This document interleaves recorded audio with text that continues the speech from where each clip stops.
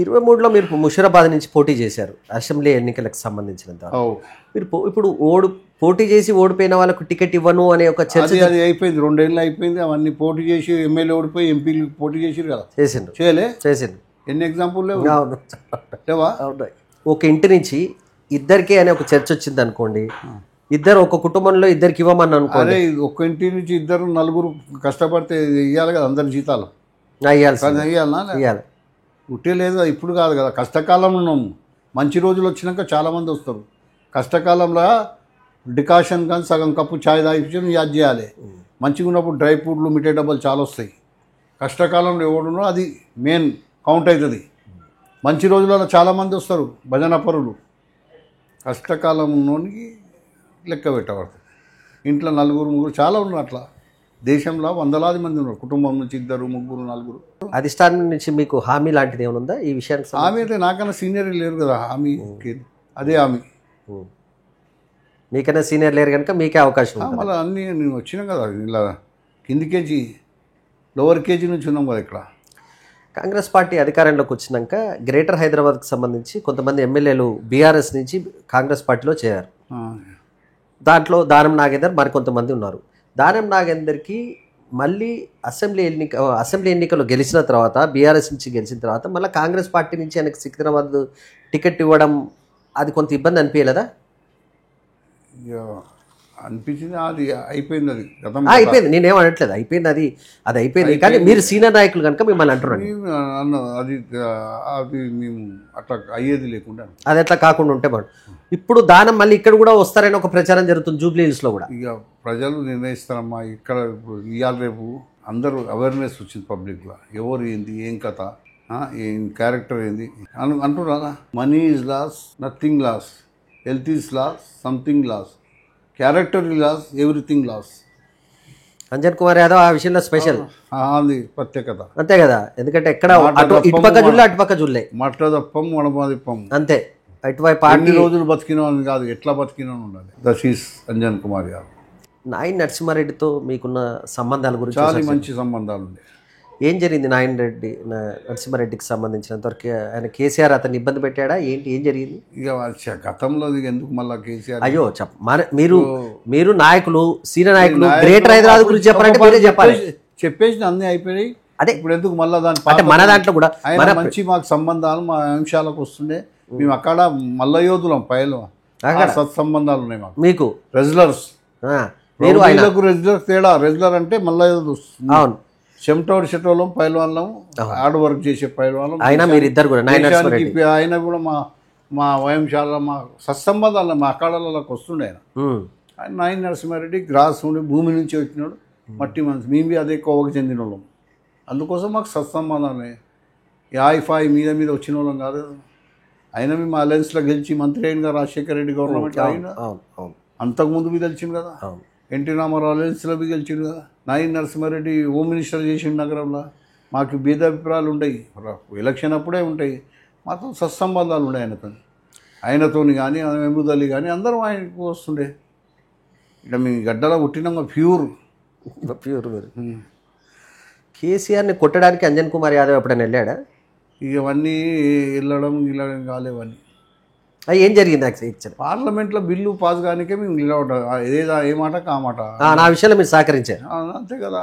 ఆయన చెప్పారు కేసీఆర్ వీళ్ళందరూ అడిగారు, నువ్వు ఉండాలి, నీ పేరు అంజన్ కుమార్ యాదవ్, అంజనేయ స్వామి, నీ బలం నీకే తెలియదు అని చెప్పారు.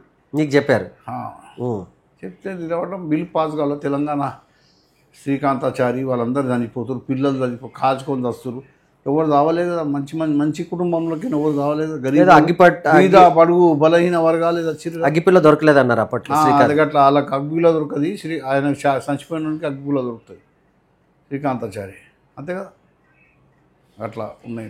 ముఖ్యమంత్రి అయినాక ఎప్పుడైనా కేసీఆర్ని కలిసిండ్రా? ఎప్పుడు కలవలే అని అంటున్నా. జనరల్గా ఉత్తా కలవచ్చు కదా ఎక్కడైనా, అంటే ఎప్పుడైనా కలిసారా? ఎప్పుడు కలలేదు. ఒకసారి మా కొడుకు పెళ్ళికి ఇన్విటేషన్ అనుకున్నా, మంచి మర్యాద ఇచ్చిండు, అందించి వస్తా అని చెప్పిండు. అనివార్య కాలం రాలేకపోయిండేమో. మంచి మాకేంటి వ్యక్తిగత ఏమైనా ఉందా? కాంగ్రెస్ పార్టీ తెలంగాణ ఇచ్చింది, కేసీఆర్ కూడా సోనియా గాంధీని కలిశాడు. కానీ ఆ తర్వాత మళ్ళీ కేసీఆర్ పూర్తిగా కాంగ్రెస్ పార్టీని వ్యతిరేకించి బయటకు వచ్చిన పరిస్థితి కనిపించింది కదా. ఇక అది ఆ సందర్భం ఏమైందో కానీ మర్జీ చేస్తాను అన్నాడు, చేయలే. అసలు చూస్తే మా మీదవి అభ్యర్థులను పెట్టద్దు, ఎందుకంటే పార్లమెంట్లో మేము అందరం నిరంతరం పోరాడినాం కదా. పోడియం దగ్గరకు పోయి లొల్లి, జాయింట్ పార్లమెంట్లో ప్రెసిడెంట్ అడ్రస్సింగ్కు వ్యతిరేకంగా నల్ల బట్టలు కట్టుకొని అవన్నీ చేసినాం కదా మేము కాంగ్రెస్ ఎంపీలం. మాపై పోటీ పెట్టదు, ఆయన నీతి నిజాయితీ ఉంటాయి ఆయనకు. అందుకోసం ఆయన ఆ రోజు అట్లా ఉంటే వీళ్ళందరూ ఆయన ఉంటుండే కదా. పాపం వీళ్ళు కూడా ఎంపీలు కొట్లాడి తెలంగాణ గురించి అని ఏదో చేస్తుండే కదా. అంజన్ కుమార్ యాదవ్కు సొంత పార్టీలోనే వెన్నుపోటుదారులు ఉన్నారు, ఆయన ఎప్పుడు ఎదగకుండా వాళ్ళు అడ్డుకుంటారు అనేది ఒకటి ఉంది, నిజమా అది? ఎన్ని ఉన్నా కానీ భగవంతుడు అనేటువంటి నా ఎంబడి ఉన్నాడు. ఇబ్బంది పెట్టిన వాట వాస్తవం, మిమ్మల్ని కొంత ఇబ్బంది పెట్టిన వాట వాస్తవం, పెట్టే మాట వాస్తవమైనా దేవుడు కాపాడుకుంటూ వస్తాడు మాకు. సమయందా దేనికి ఏం కాడదు, సమయందా చరిత్ర ఫోటోలో ఉండాలి కదా. 1000 ఏళ్ళు బతకనికే రాలేదు మనం, ఇప్పుడు బతికిరా 100 మీద. ఇవాళ ఇంకా దాని పర్సంటేజ్ దిగుతుంది కిందికి. ఒకప్పుడు 100 సంవత్సరాలు అంటుండే, 100 సంవత్సరాలు లేదు. కరోనాలోనే 2వ జన్మ నాది. వెంటిలేటర్ మీద పోయొచ్చి డాక్టర్లు మెరక్కిల్ అద్భుతం జరిగింది, నువ్వు బతికినామని చెప్పి బతికినాక చెప్తున్నారు. అంటే భగవంతుడు కాపాడిండు కదా. ఎంతో మంది నా పక్కకేంది ఇక్కడ అక్కడ రోజు ఒకరు వస్తూనే ఉండే. నా పరిస్థితి బ్రేకింగ్ న్యూస్ వచ్చింది, అంజన్ కుమార్ యాదవ్ అని. దేవుడి వల్ల మళ్ళీ ఇప్పుడు అప్పుడు అని అన్ని బ్రేకింగ్ న్యూస్ వచ్చినాయి. దేవుడు కాపాడింది కదా. ఈ బీసీ రిజర్వేషన్ల గురించి మీరు ఏమంటారు? బీసీ రిజర్వేషన్ మా అగ్రనాయకు రాహుల్ గాంధీ గారు కన్యాకుమారి నుంచి కాశ్మీర్ దాకా వెళ్ళి అప్పుడు ఆయనకు అవగాహన వచ్చి ఆయన ఒక నస్సు పట్టుకుండు, ఈ దేశంలో ఏమవుతుంది, జిత్నా ఆబాదీ ఉత్నా ఇస్తదారి, ఎంత పాపులేషన్ ఉందో అంత ఇస్తదారి ఇవ్వాలని ఆయన్నే అంటుండు కదా. ఎవరో కొట్టుకోబోతురు, గద్ద కొట్టుకోపోయినట్టు ఓల హక్కును ఓలు తీసుకోబోతురని ఆయన గ్రహించి ఈ ఒక నినాదం లేపిండు, జిత్నా ఆబాదీ ఉత్నా ఇస్తదారి. ఆయన ఉట్టే 4300 కిలోమీటర్లు, తర్వాత మళ్ళీ మొన్న 1300 కిలోమీటర్లు బీహార్లో, మణిపూర్ నుంచి మహారాష్ట్ర దాకా మీద వచ్చిండు కదా.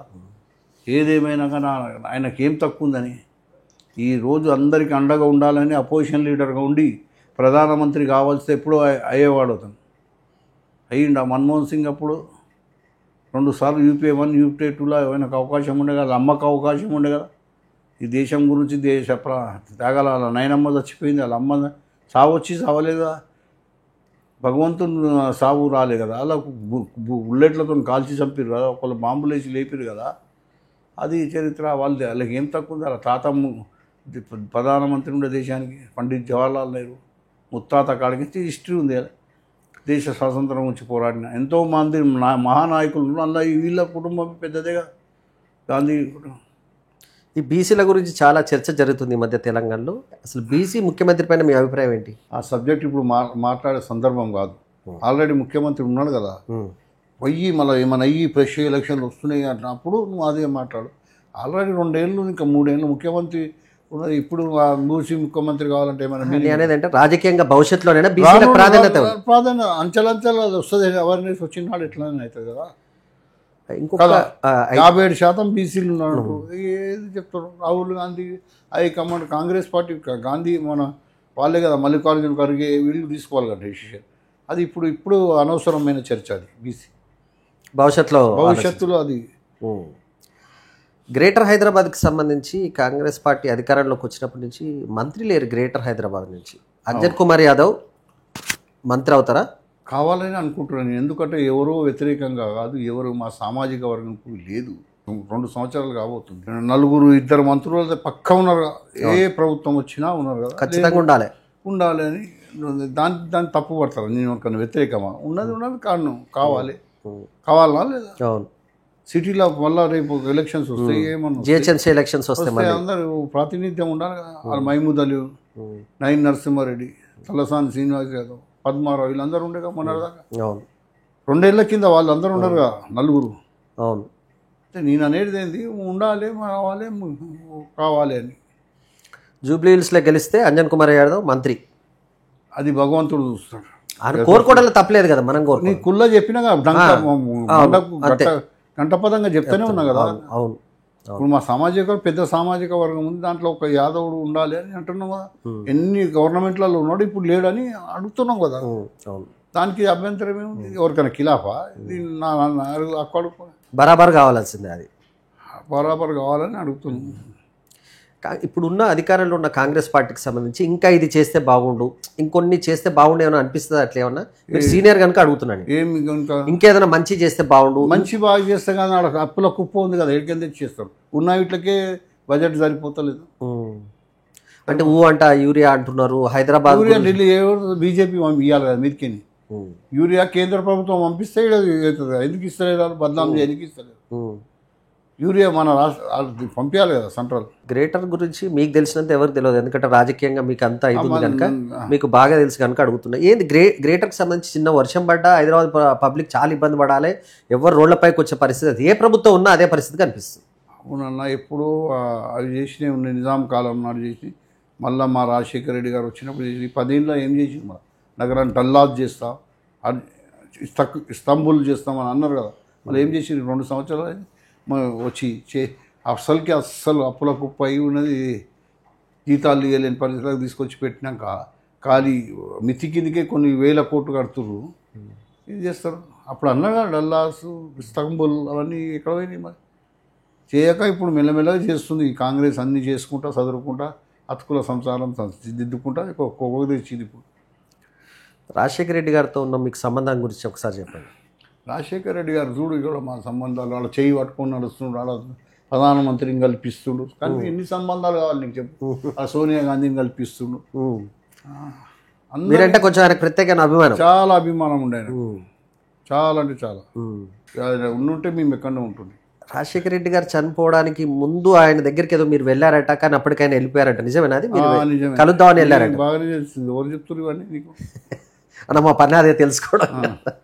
నిజమే, అప్పుడే వెళ్ళిపోయాడు. అదే ఆ రోజే ఆయన పోయే వరకు అప్పుడే పోయిండు. నేను జగన్ గురించి ఏమనుకుంటున్నారు మీరు? జగన్ గురించి ఏమనుకుంటాను, ఏం ఎక్కువ ఆయనతో సంబంధాలు లేవు. రాజశేఖర రెడ్డి గారు అలాంటి నాయకుడు వల్ల ఆయన ఆఖరి కోరిక ఏముండే, రాహుల్ గాంధీ ప్రధానమంత్రి కావాలని చెప్పిండు. చెప్పిండు. అవును. మళ్ళీ ఇంకేంది, అదే అదే మాకు ఆయన నచ్చింది. ఎప్పుడు ఆయన గాంధీ ఫ్యామిలీని ఏమనలే. రాహుల్ గాంధీ ప్రధానమంత్రి కావాలన్న కోరిక ఉందంటే ఇక మీరు అర్థం చేసుకో. జాతీయ స్థాయిలో ఓబీసీలకు సంబంధించి, బీసీలకు సంబంధించి ఉద్యమాలు జరుగుతున్నప్పుడు మీరు ఒక బలమైన సామాజిక వర్గానికి నుంచి వచ్చిన వ్యక్తి కనుక ఎలా చూస్తారు జాతీయ రాజకీయాల్లో ఈ బీసీ నాయకత్వం కానీ, ఓబీసీలకు సంబంధించి ఉద్యమాలు జరుగుతున్న సమయంలో కానీ దాంట్లో కానీ మీ పాత్ర ఏ రకంగా ఉండబోతుంది? ఎప్పుడు పిలిస్తే అప్పుడు పోతాం. అప్పుడు పోయినాం కదా, ధర్నా చౌక్లో మీటింగ్లో పోయి మాట్లాడాం. ఎప్పుడు ఉన్నా అలా మా యోగదానం ఉంటుంది కదా. నేను అని దేశంలో ఎంపీలు అందరూ దొరకొస్తారు కదా.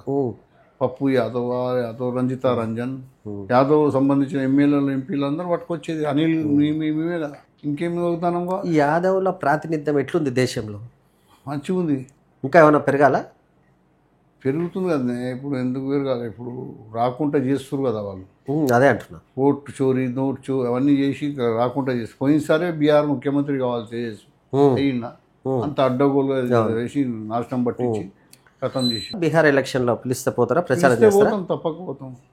యూపీలో ఉన్నాడు అఖిలేష్ యాదవ్, అఖిలేష్ కూడా ఉన్నాడు కదా. మధ్యప్రదేశ్లో చేసిరు. అలా బీసీనే బీజేపీ వాళ్ళు ముఖ్యమంత్రి చేసిరు యాదవ్. సుభాష్ యాదవ్ అని డిప్యూటీ సీఎం ఉంటాడు 10 ఏళ్ళు. దిగ్విజయ్ సింగ్ ముఖ్యమంత్రి ఉన్నప్పుడు. చివరిగా జూబ్లీహిల్స్ ప్రజలకు అంజన్ కుమార్ యాదవ్ ఏం చెప్తారు? జూబ్లీహిల్స్ ప్రజలకు కాంగ్రెస్ పార్టీని గెలిపియండి. కాంగ్రెస్ ఒక్కటే సెక్యులర్ పార్టీ, అన్ని కులాలను మతాలను కలుపుకోపోయే ఏకైక పార్టీ కాంగ్రెస్ పార్టీ. కాంగ్రెస్ పార్టీని గెలిపియండి అని చెప్తున్నాం.